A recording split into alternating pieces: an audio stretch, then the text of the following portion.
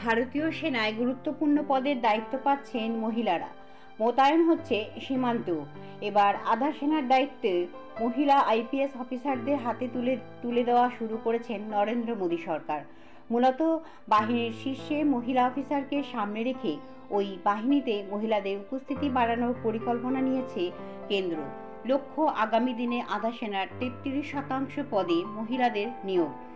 সম্প্রতি সশস্ত্র সীমা বলের ডিজি হিসেবে মহারাষ্ট্র ক্যাডারের আইপিএস অফিসারের রশ্মি শুক্লকে নিয়োগের ছাড়পত্র দেয় মোদী মন্ত্রিসভা। মূলত নেপাল ভুটান সীমান্তে পাহারার দায়িত্বে থাকা সশস্ত্র সীমা বলে শুক্লের আগেই অতিরিক্ত ডিজি হিসেবে কর্মরত রয়েছেন বি রাধিকা। সবকিছু ঠিক থাকলে শুক্লের অবসরের পরেই 1989 ব্যাচের অফিসার রাধিকাই ওই বাহিনীর ডিজি হতে চলেছেন। এর আগে সিআরপিএফের অতিরিক্ত ডিজির দায়িত্বে ছিলেন শুক্ল। তার আগেই দেবেন্দ্র ফডনবিস সরকারের আমলে মহারাষ্ট্রে ছিলেন তিনি। যদিও সেই সময় শুক্লের বিরুদ্ধে বিরোধী নেতাদের বিরুদ্ধে টেলিফোনে আড়ি পাতার অভিযোগ উঠেছিল। সেই কারণে উদ্ধব ঠাকরে মহারাষ্ট্রে সরকারে এলে বদলে নিয়ে দিল্লি চলে এসেছিলেন শুক্ল। সম্প্রতি দেশের সবচেয়ে বড় আধা সেনা সিআরপিএফের শ্রীনগর সেক্টরের দায়িত্ব সফলভাবে সামলাচ্ছেন 1996 সালের তেলেঙ্গানা ক্যাডারের আইপিএস চারু শর্মা। লেডি সিংহম নামে ওই পরিচিত মহিলা অফিসারের নিয়োগ কাশ্মীরের বিশেষ মর্যাদা প্রত্যাহারের কিছু মাস পরেই হয়।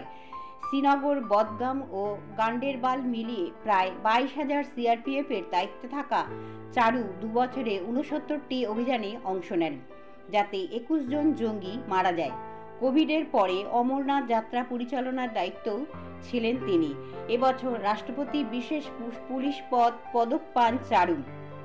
তিনি একসময় সিআরপিএফের বিহার সেক্টরের আইজি ছিলেন। এছাড়া বর্তমানে বিহার সেক্টরের আইজি হলেন সীমা ধুন্দিয়া। অন্যদিকে সিআরপিএফের অধীনস্থ র্যাপিড অ্যাকশন ফোর্স র্যাফের শীর্ষে রয়েছেন অ্যানি আব্রাহাম। 1986 সালের সিআরপিএফের প্রথম মহিলা ব্যাচে অফিসার পদে যোগ দিয়েছিলেন ওই দুই মহিলা। দুজনেই বিভিন্ন সময়ে শান্তিরক্ষার কাজে লাইব্রেরিতে নিযুক্ত ছিলেন। পিছিয়ে নিয়েই বিএসএফও। অতিরিক্ত ডিজি হিসেবে বিএসএফের ইস্টার্ন কমান্ডের দায়িত্ব পেয়েছেন আইপিএস সোনালী মিশ্র। দেশের পাঞ্জাবের বিএসএফ আইজি ছিলেন তিনি। অন্যদিকে বিমানবন্দর সহ গুরুত্বপূর্ণ ভবনের দায়িত্ব থাকা সিআরপিএফের বাহিনীর অতিরিক্ত ডিজি আইপিএস মীনা সিংহ। আরও বিস্তারিত জানতে চোখ রাখুন আমার বাংলার পর্দায়।